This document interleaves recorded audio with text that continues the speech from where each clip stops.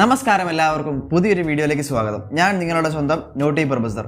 നമ്മൾ എന്ത് വഴി കൂടെ പറഞ്ഞു തരാൻ വേണ്ടി പോകുന്ന ആപ്ലിക്കേഷൻസ് പ്ലേ സ്റ്റോർ വഴി എങ്ങനെ ഷെയർ ചെയ്യാം എന്നുള്ളതാണ്. അതായത് പ്ലേ സ്റ്റോറിൻ്റെ പുതിയൊരു അപ്ഡേഷൻ അനുസരിച്ച് ഇപ്പോൾ പ്ലേ സ്റ്റോറിൽ കൂടെ തന്നെ നമുക്ക് ആപ്ലിക്കേഷൻസ് ഓഫ്ലൈനായിട്ട് ഇൻ്റർനെറ്റ് കണക്ഷൻ വേണ്ടാതെ ഷെയർ ചെയ്യാനായിട്ട് സാധിക്കും. അപ്പോൾ ഒരു എക്സ്റ്റൻഡറൊക്കെ ബാൻ ചെയ്ത സമയത്ത് ഏറ്റവും വലിയൊരു പ്രതിസന്ധി വന്നെന്ന് പറഞ്ഞാൽ ആപ്ലിക്കേഷൻസ് നമ്മുടെ ഫോണിൽ ഇൻസ്റ്റാൾഡ് ആയിട്ടുള്ള തേർഡ് പാർട്ടി ആപ്ലിക്കേഷൻ ഷെയർ ചെയ്യാൻ സാധിക്കുന്നില്ല എന്നുള്ളതാണ്. ഗൂഗിൾ ഫയൽസിൽ കൂടെ ആണെങ്കിലും അല്ലെങ്കിൽ നിയർ ബൈ ഷെയറിൽ കൂടെ ആണെങ്കിലും ഫോണിലുള്ള ആപ്ലിക്കേഷൻസ് ഷെയർ ചെയ്യാൻ സാധിക്കത്തില്ല.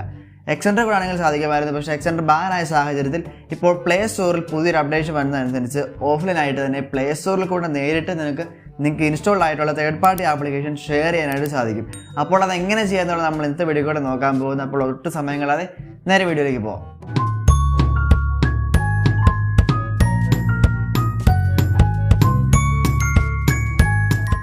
അപ്പോൾ ഞാൻ പറഞ്ഞ പോലെ നമ്മൾ പ്ലേ സ്റ്റോറിൽ കൂടെയാണ് ആപ്ലിക്കേഷൻസ് ഷെയർ ചെയ്യാൻ വേണ്ടി പോകുന്നത്.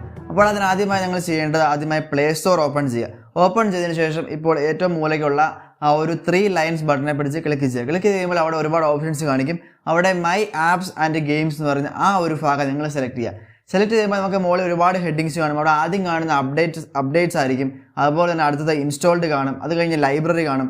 അത് കഴിഞ്ഞിട്ട് നിങ്ങൾക്ക് ഷെയർ എന്ന് പറഞ്ഞൊരു ഭാഗം അവിടെ കാണും.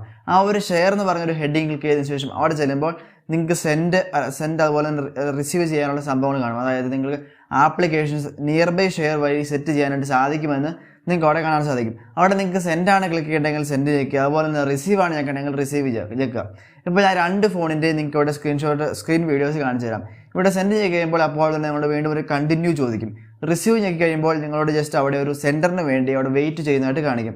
അവിടെ നിങ്ങൾ സെൻഡ് കൊടുക്കുക. അതിനുശേഷം നിങ്ങൾ വീണ്ടും കണ്ടിന്യൂ കൊടുക്കുക. കണ്ടിന്യൂ കൊടുത്തതിന് ശേഷം ഏതൊക്കെ ആപ്ലിക്കേഷൻസ് ആണ് നിങ്ങൾക്ക് അവിടെ ഷെയർ ചെയ്യേണ്ടതെന്ന് നിങ്ങൾക്ക് അവിടെ സെലക്ട് ചെയ്ത് കൊടുക്കുക. അത് സെലക്ട് ചെയ്യുമ്പോൾ നമുക്ക് പ്രത്യേകം ശ്രദ്ധിക്കേണ്ട ഒരു കാര്യം എന്ന് പറയുന്നത് ആപ്ലിക്കേഷൻസ് അഡീഷണൽ ഡേറ്റ നിങ്ങൾക്ക് അവിടെ സെൻഡ് ആവുന്നതായിരിക്കും. അതായത് ഇപ്പോൾ കോൾ ഓഫ് ഡ്യൂട്ടി മൊബൈൽസിൻ്റെ ആണെങ്കിൽ അവർ ആപ്ലിക്കേഷൻസ് മാത്രമായിരിക്കും ഷെയർ ആവുക. അതിൻ്റെ ഒരു ഫയൽ OBB ഫയൽ ഷെയർ ആവത്തില്ല. അങ്ങനെ ഷെയർ ആവേണ്ടവർക്ക് നമുക്ക് ഗൂഗിൾ ഫയൽസ് വരെ ഷെയർ ആക്കാനായിട്ട് സാധിക്കുന്നതാണ്. അപ്പോൾ ഒരു ആപ്ലിക്കേഷൻസ് നമുക്ക് നേരിട്ട് ഷെയർ ചെയ്യാൻ സാധിക്കും. ഏതൊക്കെ ആപ്ലിക്കേഷനാണ് സെലക്ട് ചെയ്യേണ്ടത് ആ ആപ്ലിക്കേഷൻസ് എല്ലാം സെലക്ട് ചെയ്യുക. അപ്പോൾ വേറൊരു കാര്യം ശ്രദ്ധിക്കേണ്ടത് അത് തേർഡ് പാർട്ടി ആപ്ലിക്കേഷൻസ് മാത്രമേ നിങ്ങൾക്ക് ഷെയർ ചെയ്യാനായിട്ട് സാധിക്കത്തുള്ളൂ. നിങ്ങളുടെ ഫോണിലുള്ള ഇൻബിൽറ്റ് ആപ്ലിക്കേഷൻസ് ഒന്നും ഷെയർ ചെയ്യാനായിട്ട് സാധിക്കത്തില്ല. അപ്പോൾ ഈ ഒരു ആപ്ലിക്കേഷൻസ് ഒക്കെ സെലക്ട് ചെയ്തതിന് ശേഷം ഏറ്റവും മുകളിൽ ആ ഒരു സെൻഡിൻ്റെ ബട്ടൺ കാണും. ആ ഒരു ബട്ടൺ ക്ലിക്ക് ചെയ്യുക. ക്ലിക്ക് ചെയ്ത് കഴിയുമ്പോൾ ഇവിടെ റിസീവറിന് വേണ്ടി അവിടെ ഷെയർ ചെയ്ത് കാണിക്കും. അതുപോലെ തന്നെ അവിടെ ആ ഒരു പേര് കാണിക്കും. അതായത് നമ്മളവിടെ റിസീവ് ഓപ്പൺ ആക്കി വെച്ചിരിക്കുന്ന ഫോണിൻ്റെ പേര് കാണിക്കും. അതുപോലെ തന്നെ റിസീവ് ചെയ്യാൻ വെച്ചിരിക്കുന്ന ഫോണിൽ സെൻഡറിൻ്റെ പേര് കാണിക്കും.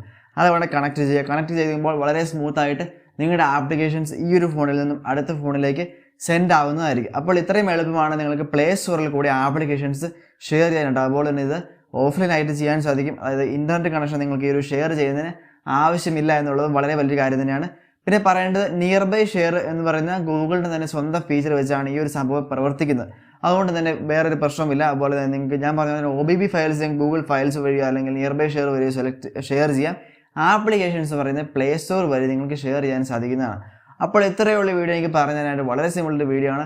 അപ്പോൾ ഈ വീഡിയോ ഇഷ്ടമാർക്ക് വീഡിയോ ലൈക്ക് ചെയ്യുക. അതുപോലെ തന്നെ ഈ ഒരു ഇൻഫർമേഷൻ എന്ന് പറഞ്ഞാൽ നിങ്ങളുടെ കൂട്ടുകാരിലേക്ക് മാക്സിമം ഷെയർ ചെയ്ത് കൊടുക്കുക. അതുപോലെ തന്നെ ഈ ചാനൽ സബ്സ്ക്രൈബ് ചെയ്ത് വെക്കാൻ നോട്ടിഫിക്കേഷൻ ബെൽ ഓൾ ആക്കി വെക്കാനും മറക്കരുത്. അപ്പോൾ നമുക്ക് അടുത്തൊരു വീഡിയോ കാണാം. ബൈ.